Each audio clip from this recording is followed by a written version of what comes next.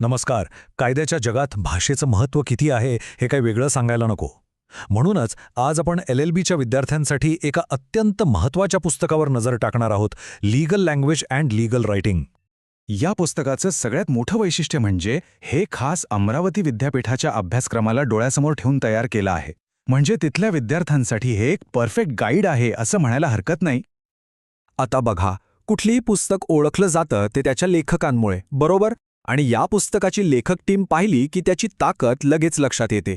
Sushant Sony, जे गुरुजी म्हणूनही ओळखले जातात, ते स्वतः चार्टर्ड अकाउंटंट आणि कायद्यात सुवर्णपदक विजेते आहेत. त्यांच्यासोबत इतरही तज्ज्ञ लेखक आहेत. त्यामुळे या पुस्तकातल्या माहितीवर आपण डोळे झाकून विश्वास ठेवू शकतो. तर मग या पुस्तकात काय काय आहे? चला एक छोटासा टूर करूया. आपण कायदेशीर भाषेच्या मूलभूत गोष्टींपासून सुरुवात करणार आहोत.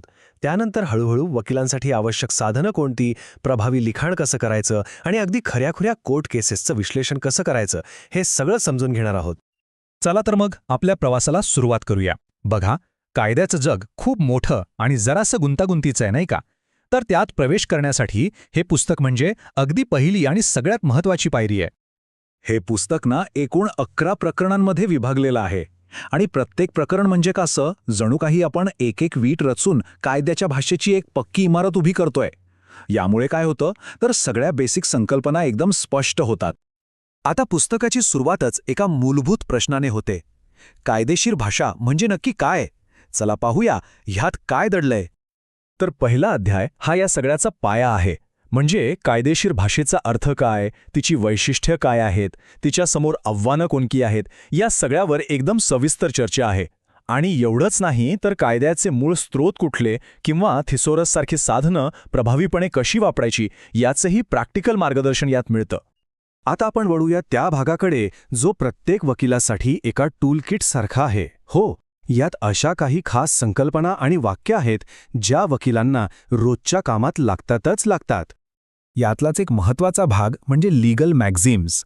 म्हणजे काय तर ही आहेत लॅटिनमधल्या काही छोटी छोटी सूत्र जी कायद्यातले मोठे मोठे नियम किंवा तत्व अगदी सोप्या शब्दांत सांगतात. चला काही उदाहरणं बघितली की लगेच कळेल. पहिलं आणि सगळ्यात महत्त्वाचं सूत्र ऑडी अल्टरम पार्टिम. याचा सरळ सोपा अर्थ आहे दुसऱ्याची बाजू पण ऐकून घ्या. अहो, हा तर नैसर्गिक न्यायाचा पाया आहे. कुठल्याही न्यायाधीश दोन्ही पक्षांना ऐकल्याशिवाय निर्णय देऊच शकत नाही. इतकं हे महत्त्वाचं आहे. पुढचं सूत्र आहे रेस इप्सा लोक्युटर, म्हणजे घटना स्वतःच बोलते. जरा विचार करा, एखाद्या ऑपरेशननंतर डॉक्टर रुग्णाच्या पोटात कात्री विसरतो. आता इथे निष्काळजीपणा सिद्ध करायला वेगळ्या पुराव्याची गरज आहे का? नाही, घटनाच सगळं सांगून जाते. अशावेळी हे सूत्र वापरलं जातं. आणि तिसरं उदाहरण डी मिनिमिस नॉन क्युरेट लेक्स. याचा अर्थ कायदा क्षुल्लक गोष्टींमध्ये लक्ष घालत नाही. कोणीतरी 1 रुपयाची वस्तू घेतली तर त्यासाठी कोर्टात जाण्यात काहीच अर्थ नाही. या सूत्रांवरून कायद्याचा व्यावहारिक दृष्टिकोन कसा आहे हे लक्षात येतं. आत्तापर्यंत आपण थेअरी बघितली. चला आता बघूया की हे सगळं ज्ञान प्रत्यक्ष लेखनामध्ये आणि विश्लेषणामध्ये कसं वापरायचं. बरं, अनेकांना वाटतं की कायदेशीर लिखाण म्हणजे एकदम जड, क्लिष्ट शब्द वापरायचे. पण तसं अजिबात नाहीये. उलट ते अगदी सोपं आणि प्रभावी असायला हवं. या पुस्तकात काय सांगितलंय बघा. लिखाण कसं असावं तर संक्षिप्त, एकदम मुद्देसूद, स्पष्ट आणि तर्कशुद्ध. म्हणजे न्यायाधीशांना आपलं म्हणणं पहिल्याच वाचनात समजलं पाहिजे. इतकी साधी रचना आणि संवाद साधण्याचं कौशल्य त्यात हवं. आता एक खूप खूप महत्त्वाची गोष्ट, प्रत्येक कायद्याच्या विद्यार्थ्याला रेशो डेसिडेंडी आणि ओबिटर डिक्टा यातला फरक माहीत हवाच. रेशो म्हणजे काय तर निकालामागचं मुख्य बंधनकारक कारण, आणि ओबिटर म्हणजे न्यायाधीशांनी सहज बोलता बोलता व्यक्त केलेलं मत. ते बंधनकारक नसतं, पण हो, भविष्यात मार्गदर्शक नक्कीच ठरू शकतं. हा फरक कळला ना की समजा अर्धी लढाई जिंकलीच. पण कायद्याच्या शब्दांचा नेमका अर्थ लावायचा कसा, यासाठी न्यायाधीश काही खास नियम वापरतात. जसं की शब्दांचा सरळ शब्दशः अर्थ घेण्याचा नियम किंवा एखादा अनिष्ट टाळण्यासाठी वेगळा अर्थ लावण्याचा नियम. ही सगळी सूत्र या पुस्तकात इतक्या सोप्या भाषेत समजावून सांगितले आहेत की बस. ठीक आहे, थिअरी तर खूप झाली, पण या सगळ्याचा खरा उपयोग कुठे होतो? कोर्टात.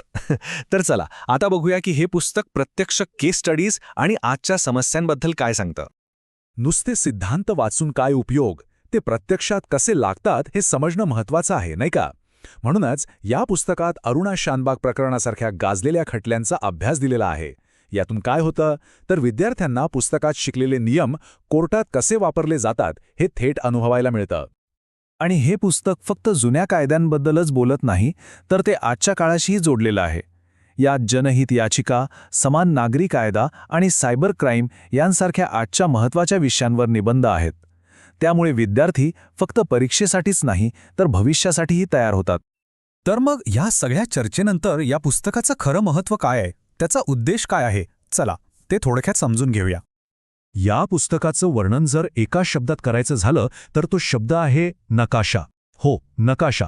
कारण कायद्याचं जग हे खूप मोठं, खूप गुंतागुंतीचं आहे आणि अशावेळी हे पुस्तक योग्य मार्ग दाखवणाऱ्या एका नकाशासारखं काम करतं. आणि हा नकाशाचा विषय आपण अजून पुढे नेऊ शकतो. म्हणजे बघा, जर हे पुस्तक नकाशा असेल तर कायदेशीर भाषा हे आपलं होकायंत्र आहे, जे आपल्याला योग्य दिशा दाखवतं. आणि यातली जी सूत्र आणि नियम आहेत ते म्हणजे त्या मार्गावरचे महत्त्वाचे टप्पे किंवा लँडमार्क आहेत. आणि हो, एक अत्यंत महत्त्वाची आणि फायद्याची गोष्ट, परीक्षेची तयारी एकदम व्यवस्थित व्हावी यासाठी अमरावती विद्यापीठाच्या अगदी लेटेस्ट प्रश्नपत्रिकाही यात दिलेल्या आहेत. चला, तर मग हा विषय एका मोठ्या प्रश्नासोबत संपवूया. विचार करा, कायद्याची भाषा ही फक्त संवाद साधण्याचं एक माध्यम आहे की ती स्वतः न्यायाच्या संकल्पनेला एक आकार देते?